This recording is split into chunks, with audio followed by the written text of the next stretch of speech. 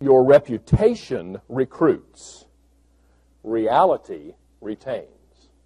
Reputation recruits and reality retains. And so I want to talk today about building that strong reputation, but then how do you sustain that with the reality that not only recruits the best, retains the best, but engages the best and gets people really productive in the pursuit of your organization's mission. Creating a great place to work is the right thing to do, of course. But more than that, it's the profitable thing to do. It's the effective thing to do. It's the operationally efficient thing to do. And I've got the numbers to prove it. Thank you. Good morning. Good morning. Wow, for a company called Lazy Days, you sure do start early.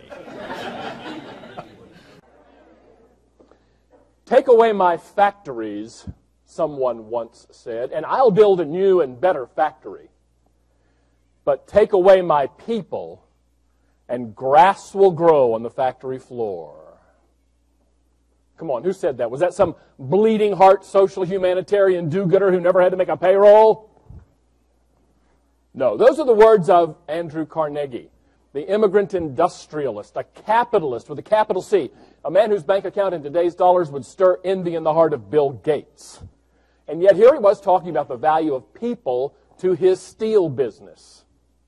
Just like the value of people to your professional association, your hotel, your corporation, whatever business that you're in, if you are at all dependent on the hearts and souls of human capital in your business, then people make a huge difference. In fact, I make the prediction that over the next 20 years in business throughout the world, hearts and minds will drive business outcomes far more than strategy and technology. So, I want to be very clear about the premise of this presentation today, and that is this. Very simply, that creating a focused, fired up, and capably led workforce is one of the best things you can do for your bottom line. But my favorite example is that of fast food. 300% annual employee turnover on average in the quick service restaurant industry. I mean, think about that. What does that mean? You drive up to window number one and you order your hamburger and fries. By the time you get over to window number two to pick them up, the person you ordered from has already initiated a career change. How do you manage a group of people that turns over 3 times a year? Are there not employers right in the very communities in which you operate, people with whom you compete for talent, who see the people part of this equation in just this way?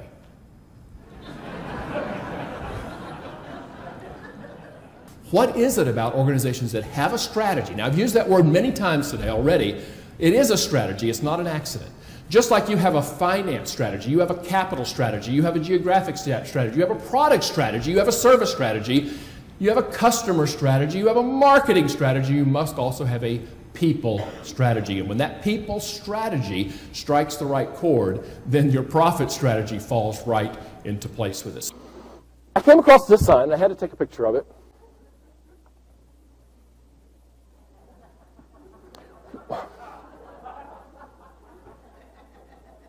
It's catching on in zones, isn't it? Yeah.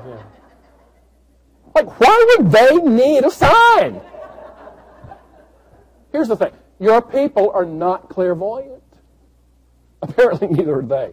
Your people are not clairvoyant. They need to have communication from you, from the leaders of your organization. What are we all about? What is our mission? So, you need to practically carpet bomb the organization on a daily basis with what are our most important priorities. What are we really about? What is our mission? It can't be done with a mission statement. But if you do need a new mission statement, just as an aside, again, a resource that I would tell you about is a book called The Mission Statement Book. 301 Corporate Mission Statements from America's Top Companies, $17.95. And all you have to do is open it up, find a mission statement that you like, change a few words, and presto, change it, you got yourself a mission statement, okay? Now, I want to share with you my favorite mission statement in the entire book.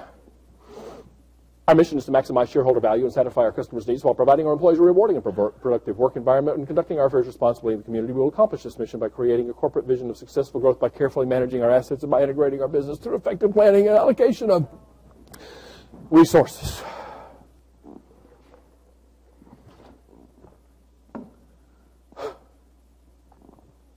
Well, I'm pumped. Aren't you? What does this mean? What do these people even do? I've mentioned once before Chick-fil-A. They just take a little different view of this whole thing. So do this for me.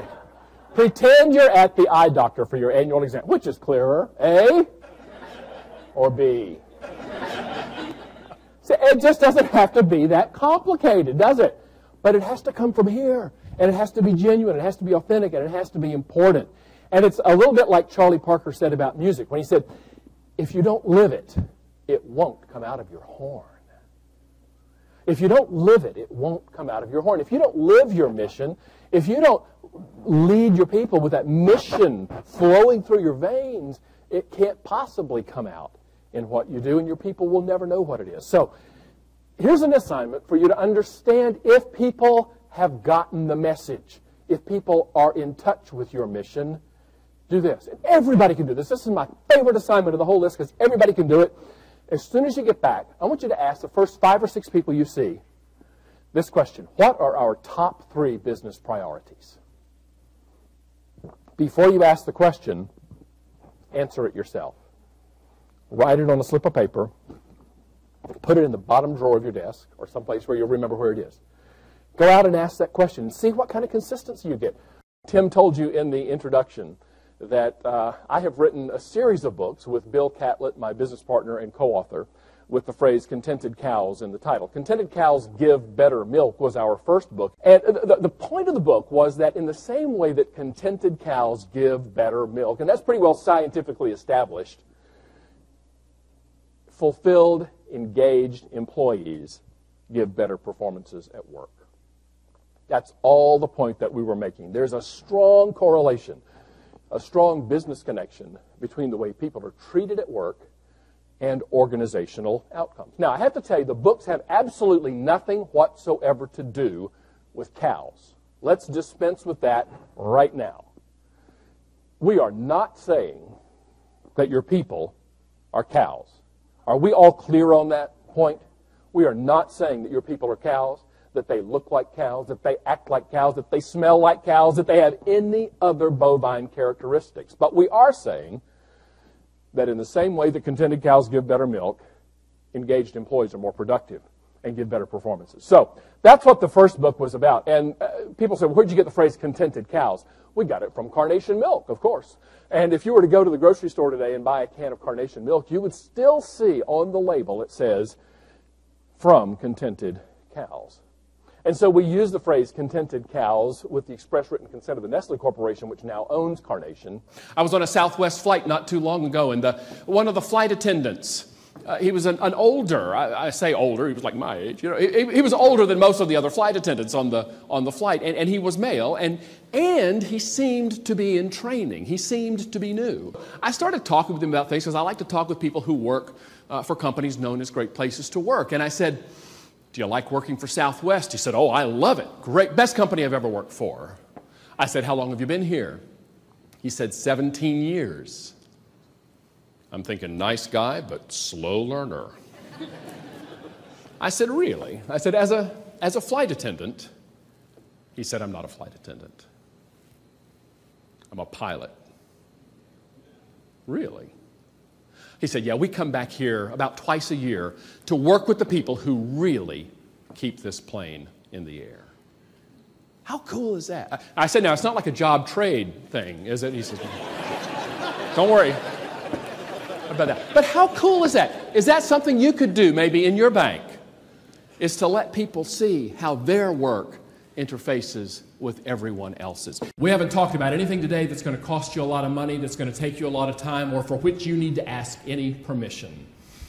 We've talked about the fact that when you build a great reputation as an organization that people want to come to work for, and then when you back up that reputation with the reality of leaders who get their people committed, who enable them to do their best work, and who care about them as human beings, then you will be amazed at the results that you get from your people assets.